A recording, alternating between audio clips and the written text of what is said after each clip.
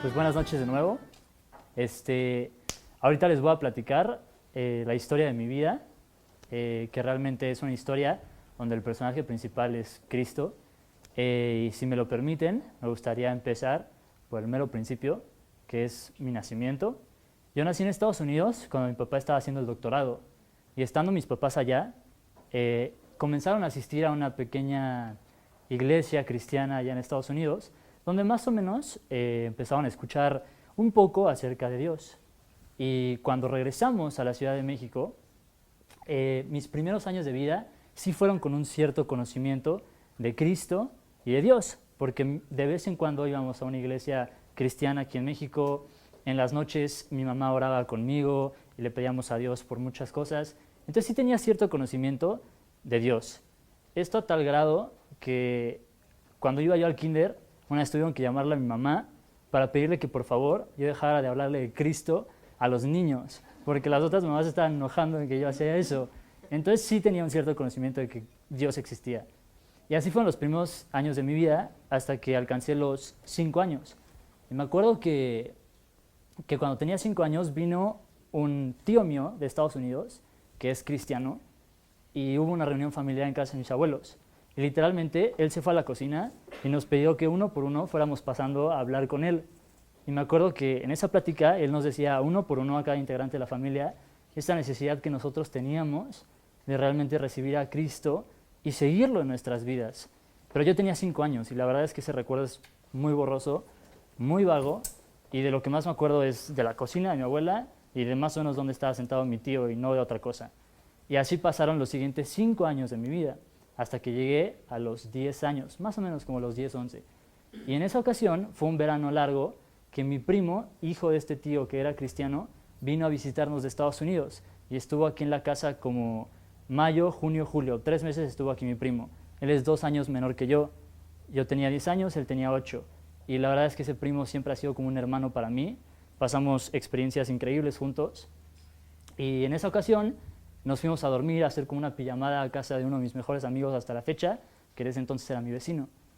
Y pues ya en esa noche me acuerdo que hicimos como una casa de campaña en el cuarto de mi amigo, con cobijas y así, y nos metimos a hacer como una plática misteriosa donde íbamos a hablar de asuntos de la vida.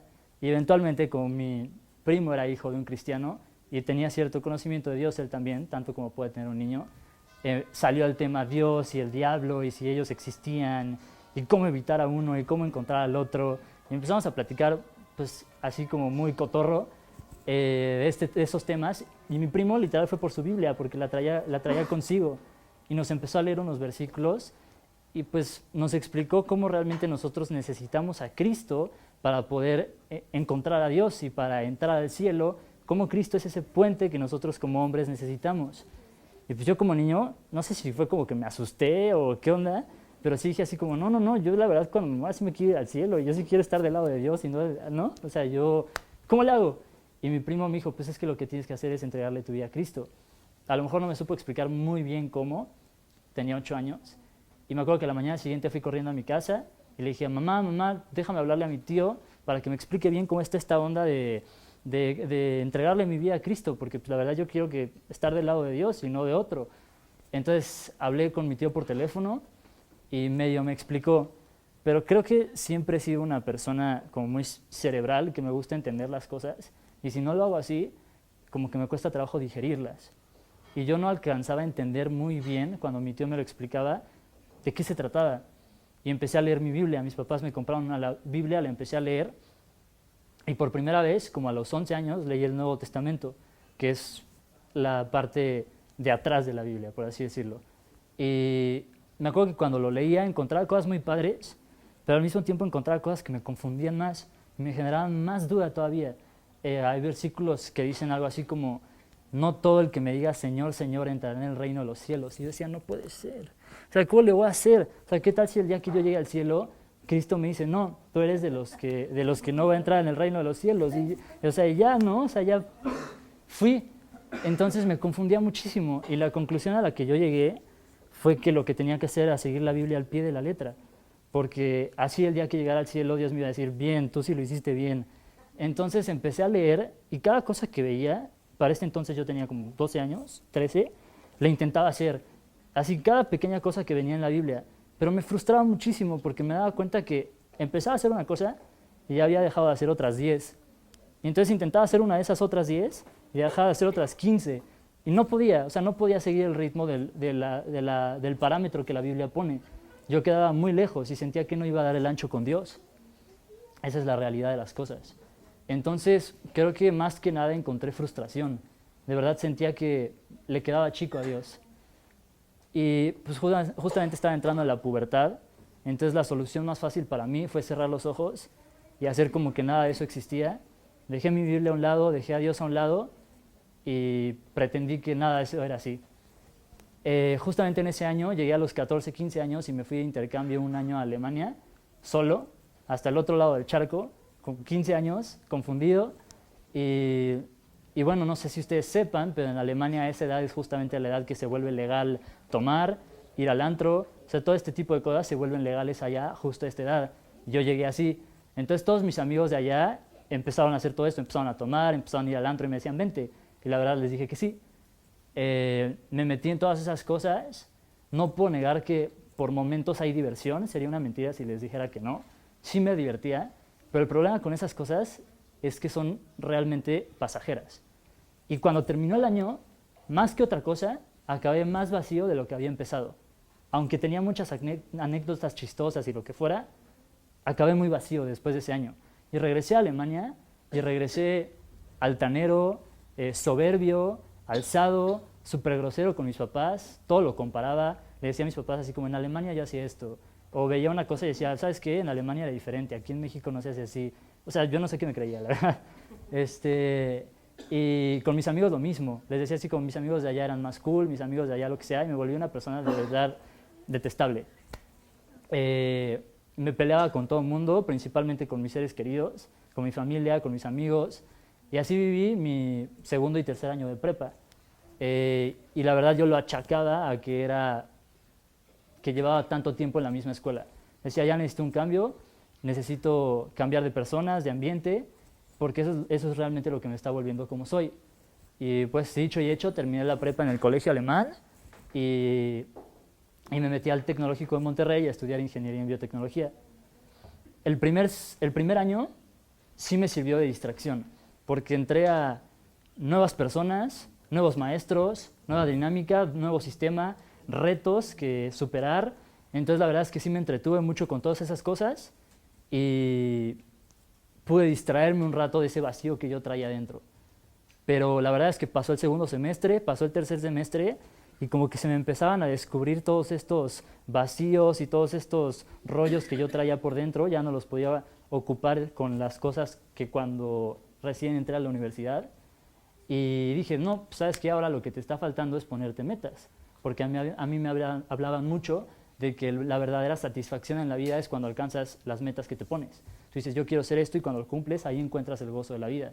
Dije, pues, ¿sabes qué? Yo como universitario, lo que quiero son estas cosas. Quiero una novia súper guapa, quiero un grupo de amigos cool y quiero tener un cuadro de honor. O sea, quiero sacar excelencia académica en cada semestre. Entonces empecé a trabajar para cumplir esos objetivos y la verdad es que como para el quinto o sexto semestre ya lo había hecho. Una de las niñas que a mí me parecía las más guapas de la escuela se sentó junto a mí en una conferencia y 5 meses después éramos novios. Hice un grupo de amigos que según mis ojos éramos los cool de la generación, ¿no? En el TEC puedes sacar una excelencia por semestre y para el sexto semestre ya había obtenido 5 excelencias académicas, entonces yo me sentía en mi nube.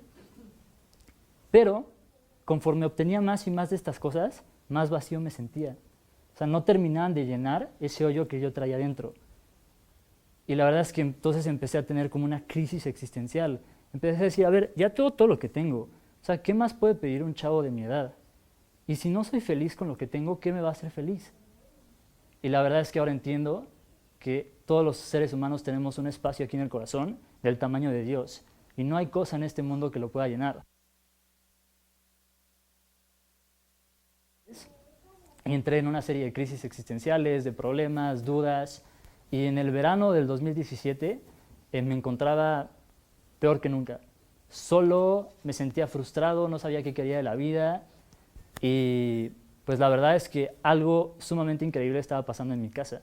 Mis papás habían entregado su vida a Cristo, habían decidido habían decidido tomar una dirección en sus vidas que pusiera primero lo que Cristo enseña y los principios que Él nos dejó sobre sus pasiones, sobre sus deseos, sobre sus anhelos.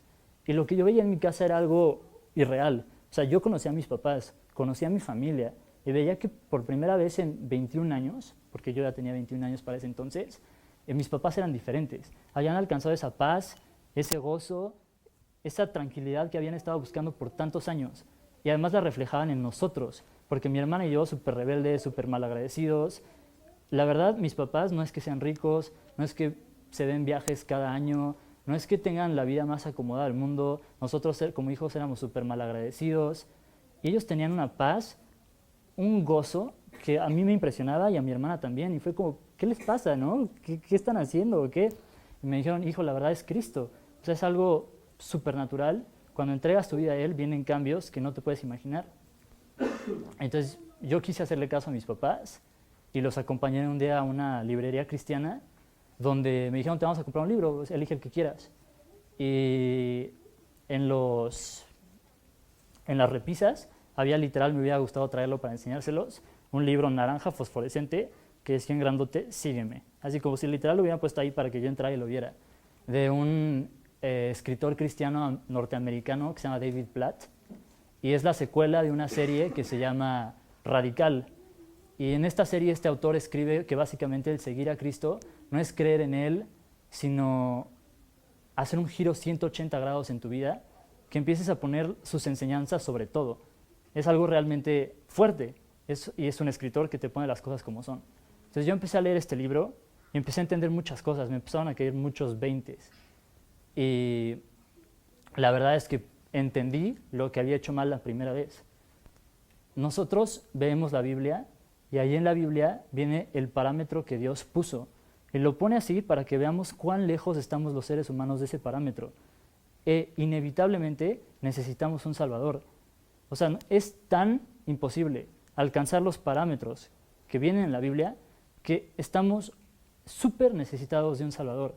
Y Dios puso ese Salvador entre nosotros, que se llamó Cristo, para que nosotros ya no tengamos que cumplir al pie de la letra esos estándares que vienen ahí en la Biblia. Él ya pagó por nosotros no cumplir esos estándares y nos ayuda de la mano a empezar poco a poco a seguirlos. Y no es algo de un día para otro. Y esa fue la diferencia radical de la primera vez que intenté seguir a Cristo a la segunda vez. Que realmente sentí su amor y que Él me iba a llevar de la mano.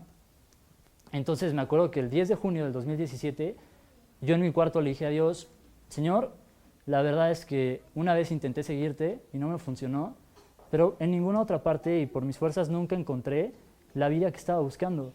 Yo veo que mis papás por tanto tiempo lo hicieron y tampoco hasta entregar tu vida a ti, su vida a ti. Y yo quiero hacer lo mismo, quiero que me cambies la vida, quiero ver realmente este gozo del que tú me hablas y que tú me prometes. A partir de ese día les puedo decir que hubo un cambio drástico en mi vida, no instantáneo, eso sería una mentira, gradual, pero el hecho de que sea gradual no quiere decir que no haya sido notorio e intenso. Empecé a cambiar poco a poco, a tal grado que muchos seres queridos que yo tenía a mi alrededor se alejaron, seres que no querían seguir el mismo camino que yo.